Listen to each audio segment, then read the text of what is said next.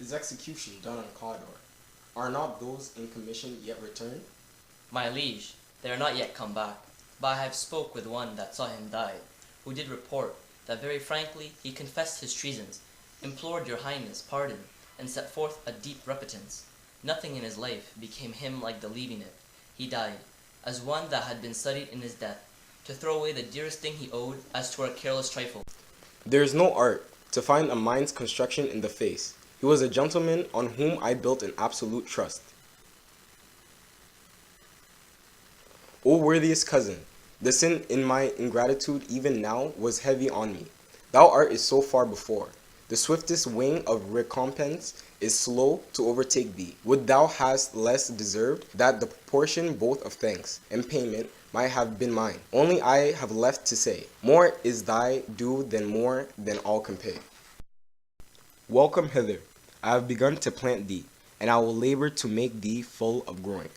Noble Banquo, that hast no less deserved, nor must to be done, no less to have done so. Let me unfold thee, and hold thee to my heart. There if I grow, the harvest is your own. My plenteous joys, wanton in fullness, seek to hide themselves in drops of sorrow. Sons, kinsmen, thanes, and you whose places are the nearest, know we will establish our estate upon our eldest, Malcolm, who we name hereafter the Prince of Cumberland, which honor must not unaccompanied invest him only, but signs of nobleness, like stars, shall shine in all our deservers. From hence to Inverness abind us further to you. The rest is labor, which is not used for you. I'll be myself the harbinger, and make joyful the hearing of my wife with your approach. So humbly take my leave.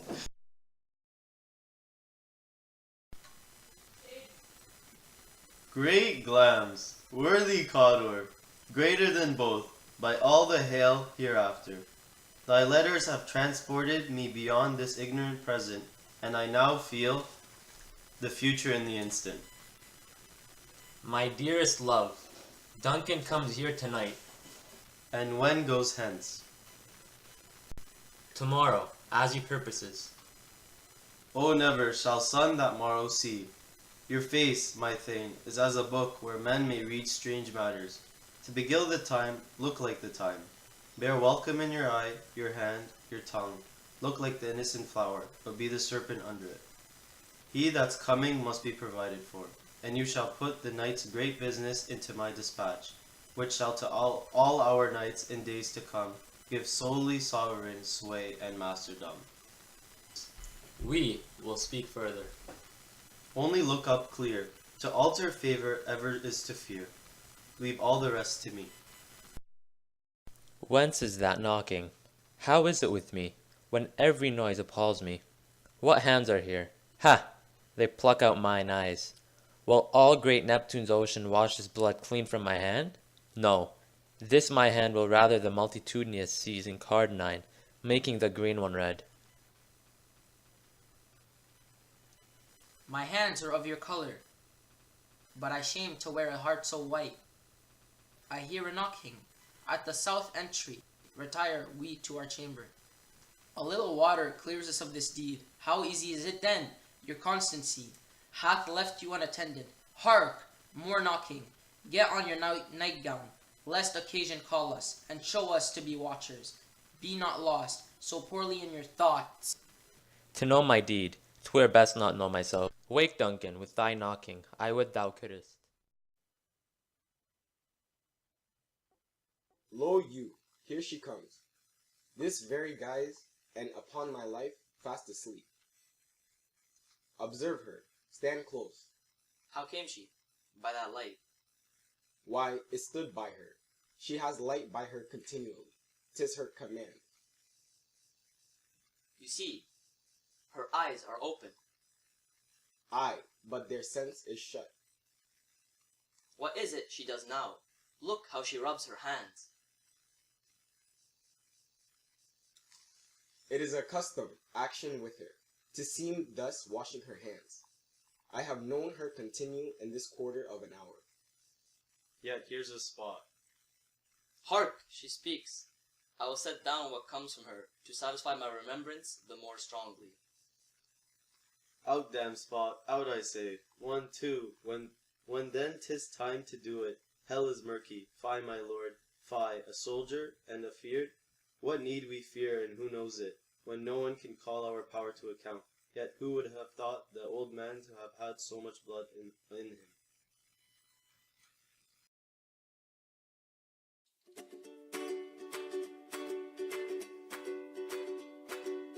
So how are you guys doing today? Good. That's good. So after having reenacted certain scenes from the play Macbeth, written by William Shakespeare, how do you believe that these scenes support the theme that an individual's overly ambitious drive without any moral constraint will eventually lead them to their own downfall?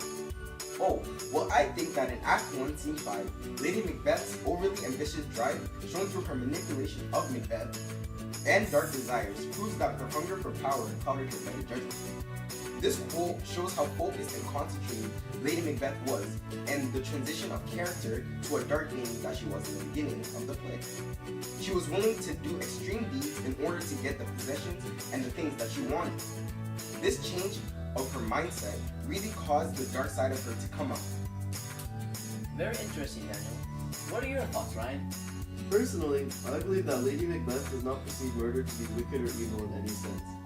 She is pressuring Macbeth into having black and deep desires so that they can both fulfill their ambitions. Lady Macbeth does not think twice about potentially killing Duncan because she is so wrapped up in her ambition of gaining power and becoming queen herself that she is in no way concerned with the principles of right and wrong. Very insightful, Ryan. Thanks, Yusuf. So how about you, Ati? What other scene do you think support this theme? Oh, actually, Yusuf, there is one. In Act 1, Scene 4, Macbeth says, "The Prince of Cumberland, that is a step on which I must fall down, or else overleap. For in my way it lies. Stars, hide your fires. Let not light see my black and deep desires. The eye wink at the hand, yet let that be which the eye fears when it is done to see." So this shows us that Macbeth knows that the way that he is trying to reach his goal is actually wrong. He wants the darkness to cover his evil deeds so no one will see it. Throughout the whole play, darkness is portrayed for evil. Like for example, whenever the witches come, there's always thunder and darkness. Darkness is portrayed as evil throughout the whole play. Very interesting, Ati. How about you, Marlon? What are your thoughts on this scene? Well, the scene is very important to the book in general. So basically, this quote means his ambition is making him forget about his old ways, and all he can think about is covering up his dirty deeds, because his ambition has taken to the point where he has no morals or regrets, and does not care about his victims. So he is taken over by ambition, which is why he says, "Let not light see my black and deep desires." Gee, Macbeth sounds like a really evil guy, and you guys all seem to be on the same page about this. Ali, what are your thoughts? Well, in the quote, "A little water clears us of his deed," Lady Macbeth shows us no remorse or guilt for what she has done, and even tries to convince Macbeth that what he's doing wasn't at all bad, that their crime can easily be forgotten. Ambition has completely taken over Lady Macbeth because of the fact that Duncan was an obstacle keeping them from gaining power, and Lady Macbeth's strong desires, murdering Duncan, had no effect on her because she saw this as just being another step to her goal. Oh wait, what about you, Yusuf? Oh, well personally, I find the most important scene that really supports this theme is in Act 5, Scene 1. This scene is where we finally see the great downfall of Lady Macbeth. She was so ambitious to get the throne that she was willing to have anything done to get it, which included killing the pious King Duncan, who was loved by everyone. She managed to ignore any kind of guilt, remorse, or morals after Duncan was killed, and then criticized Macbeth for having remorse, when she said earlier in the play, "A little water clears us of this deed." In the end, all of that guilt came crashing down on her, and she became mentally unstable, and eventually took her own life. So basically, karma came back to bite her, because her sleep was disturbed, symbolizing guilt, and was desperately trying to wash the blood off her hand, also representing guilt. So in the end, all of Lady Macbeth's ambitious actions eventually led to her own downfall. Before we leave, Ryan, how do you think that we can relate this theme of the play Macbeth to the real world? Well, after the famine of 1932, Joseph Stalin feared that people would start a revolution. He wanted to make sure that no revolution would take place, so he started a political purge to eliminate challenges from his past or potential opposition. That's true, because in the play Macbeth was, after becoming king, he was constantly paranoid and suspected many people as being his opposition, for example, Banquo. So, to preserve his power and ease his mind a little, he selfishly murdered many people to feel safe and